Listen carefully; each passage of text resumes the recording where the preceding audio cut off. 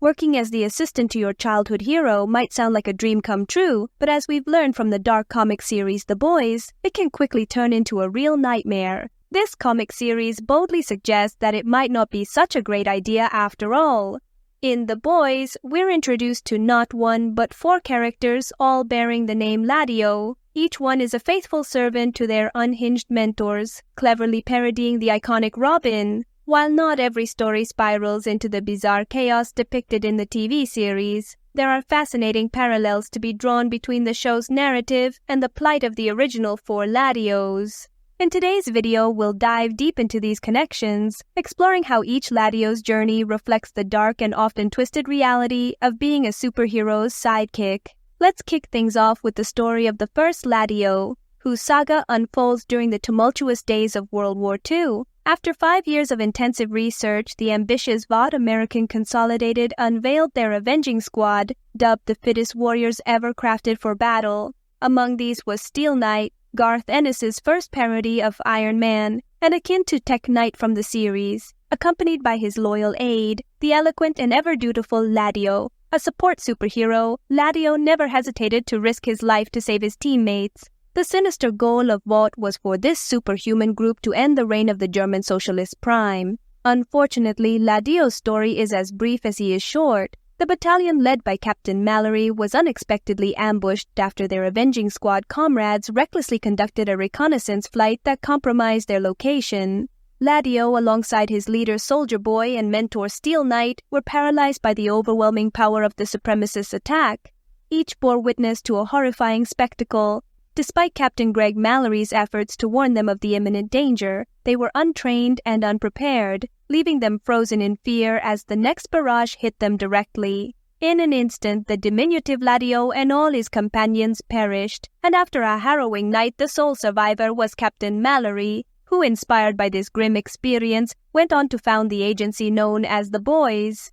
Meanwhile, Vought American Consolidated wasn't deterred. They created a new group of heroes called the Crime Fighters, featuring a new Laddio. This Laddio serves as a support hero for the group. This version of Laddio appears solely during the 1950s, following the disastrous mission of the Avenging Squad. In response, Vought restructured this new superhero group primarily for entertainment purposes. The only thing we know for sure is that over time, the Crime Fighters group morphed into what is now known as Payback. During this transition, Man-Bot was replaced by Tek Knight, and a new Laddio was assigned to the team. Knowing Vought's notorious reputation, it's highly probable that the previous Laddio and Man-Bot met some kind of catastrophic end. It seems all supers who mysteriously disappear from Vought's roster meet truly grim fates. Setting aside the speculations, it's important to highlight that the third Laddio is the only one among them who actually takes a central role in the comic narrative. This Laddio, eventually known as Swing Wing, became the first superhero to create his own distinct brand. As time progressed, he would come to be recognized as one of the first LGBTQ superheroes Vought tried to market in the 1990s. His nickname, Swing Wing, ostensibly refers to his crime-fighting suit known as the Oscillating Wing, but it's also a controversial pun, mockingly alluding to stereotyped behaviors attributed to the LGBTQ community, suggesting promiscuity among homosexual individuals. However, before Swing Wing was heralded as a pioneering LGBTQ superhero, he began his career serving under Tek Knight, a hero whose greatest power was his infinite wealth. During his tenure with Tek Knight, this superhero assumed the identity of Laddio.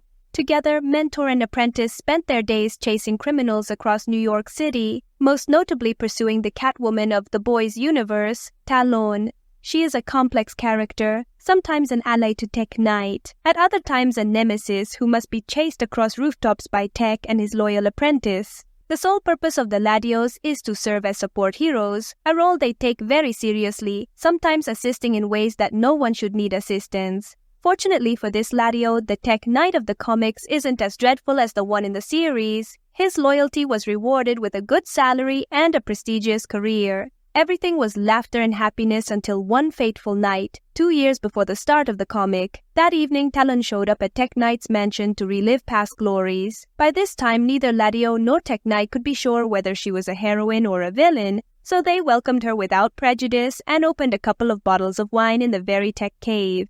As the night advanced, it led to lustful downfalls. The faithful apprentice seized the moment and the opportunity to attempt a romantic encounter with Talon. To Tek Knight's surprise, Talon reciprocated by inviting him to join in a passionate kiss. From that point, the situation spiraled into disgrace for all involved. The mentor joined in to support his loyal apprentice, but as things escalated, Laddio gave himself over to his benevolent master. Though further details are scant, it's clear that after that adventure, none of the trio was ever the same again. For Tek Knight, the night was so exhilarating and embarrassing that from that moment on, he began to seek intimacy with everything that crossed his path, regardless of whether it was an object or a pie. The technology genius went from being a reputed super to an ape-like creature, similar to what we see in the series, and concluded that his mind had been corrupted by the perversions of that night. Meanwhile, our third Laddio not only lost his job but had to sell his soul to the devil to assume a new identity that could pay the bills.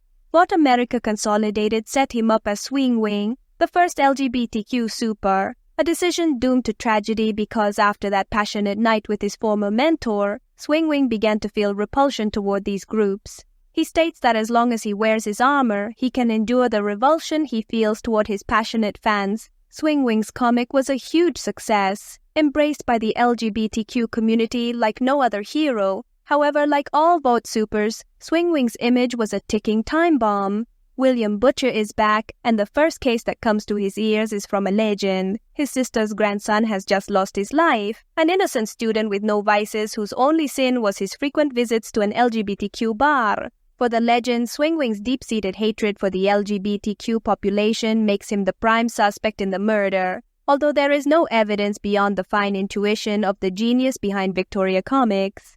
William, along with his new collaborator Huey Campbell, begins the rigorous investigation. Like the legend, Butcher is convinced that it is a hate crime based on sexual orientation. Stephen Rubenstein, 18 years old, fell from the rooftop of a motel. During the second arc of the comic, the boys lead this investigation. After methodical inquiry, Butcher and Huey soon find the address of the suspected murderer, which is none other than the apartment of our former Laddio. They find that the young man is not willing to cooperate with justice. Huey initiates a chase over the suspect, and thanks to the V component in his blood, the novice only needs a precise hit to neutralize the alleged murderer. Thus, the pretentious Swingwing has no choice but to spill the beans. Butcher and the legend theorized that the reason for the catastrophe was that Rubenstein had discovered the secret identity behind the superhero's suit. Swingwing admits that the fanatic saw him without his costume, but according to his version of the gossip, he would never harm anyone for such an absurd reason. Stephen Rubenstein followed his idol from the bar to a motel, where he met his premature death.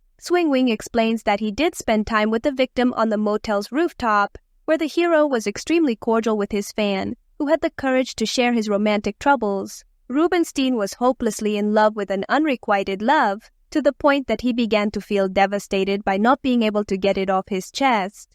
Having experience in these matters, Laddio wisely advised him that the best thing to do was to confess, and Stephen, neither slow nor lazy, obeyed and proceeded to confess the great love he felt for the figure of Swingwing. The hero's repulsion is evident. In terms of enduring, Swingwing is not enduring. His repression and hatred toward this community make him lose his mind. A person of the same gender confessing the attraction he feels for him is simply too much for the super.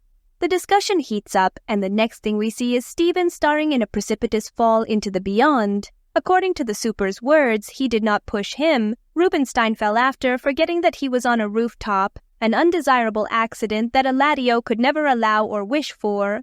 Before the boys, Laddio swears and perjures that it was all an accident. He lost control when he had to confront a situation for which he was not prepared. But he never pushed Rubenstein, nor did he harm him. With the super's confession, Mr. Butcher is ready to give his sentence. The Butcher is fair and reasonable. It was all an undesirable misunderstanding. Butcher sentences Swinging to be an informant for the boys. As punishment, the super must replace Tek Knight in payback, and once there become a true hero who reports on the atrocities committed by the second most powerful group of supers in history. A just sentence according to Laddio's faithful confession, with the detail that Butcher did not believe a single word of the super. The Machiavellian Butcher modified the propellant of the supposed hero. At the same time, he dictated his sentence with the aim of causing an accident on his next flight. The modification soon took effect. And that same afternoon, our Laddio lost his life after a failure in the propellant caused the hero to crash against the famous Staten Island ferry in New York, a beautiful boat tour whose main attraction is the Statue of Liberty. With the loss of the third Laddio, we are introduced to the fourth, who perhaps shares the most parallels with the one we see in the series. This Laddio was recruited after the scandalous affair his predecessor had with Talon. Following such an ordeal, Tek Knight sought the most innocent soul he could find as a replacement, genuinely fearing a repeat of the previous experience. As Tek Knight's impulses spiraled out of control, this innocent Laddio had to deal with the most humbling moment of Tek Knight. The powerful superhero was exiled from Payback after attempting to take advantage of one of his teammates mid-flight. In search of answers, Tek Knight turns to a psychologist to try and find a solution to his problem. But unfortunately for him, nothing seems to work. His baser instincts dominate, and upon returning to the tech cave, he realizes that his loyal apprentice is doing better than ever, making the temptation nearly unbearable. However, in an almost inhuman effort, Tek Knight manages to resist and ensures that history does not repeat itself. He needs Laddio out of the tech cave before it's too late. Therefore, he entrusts him with the most important mission he could find. The apprentice must visit each group of superheroes to learn from them, a mission that could take years but undoubtedly saves him from ending up like the Laddio we know in the series. For the comics Tek Knight, preserving this Laddio's innocence wasn't easy. It is the only truly heroic act he manages. If his apprentice had stayed one more day, he would have been subjected to the most depraved perversions. Hence, it seems like karma when Tek Knight loses his life just a few weeks later while passing by a construction site. The tech genius meets his end while fantasizing about saving humanity with his incredible skills, an unexpected event that spares him the pain and suffering that would have come from the brain tumor growing in his head. Meanwhile, his Laddio lives happily for the rest of his days. That's why the Tek Knight from the series is a big what if. What might have happened if Tek Knight hadn't released his Laddio? Without him, the Iron Man of the boys would never have passed by that construction site because instead he would have been preying on his apprentice. The comics Tek Knight meets his end before becoming the despicable character we encounter in the series. As explained by Gen V, Tek Knight's sudden change in sexual behavior is due to a brain tumor. This affliction turns the tech cave, which should have been filled with technology and innovation, into a sanctuary resembling something out of 50 Shades of Grey, where the faithful Laddio becomes the main victim of the story. His noble and innocent soul, as we know it from the comic, is violated by the perversions of his supposed mentor, a sad fate that underscores one of the 5 major reasons why being a Batman's Robin might not be the best idea. Let's just hope that this version, like his comic counterpart, managed to escape the tech cave without suffering further harm. If you'd like to know more about the story of Tek Knight, check out my video in the pinned comment. Don't forget to rate the video with a like or dislike, and I'll see you very soon.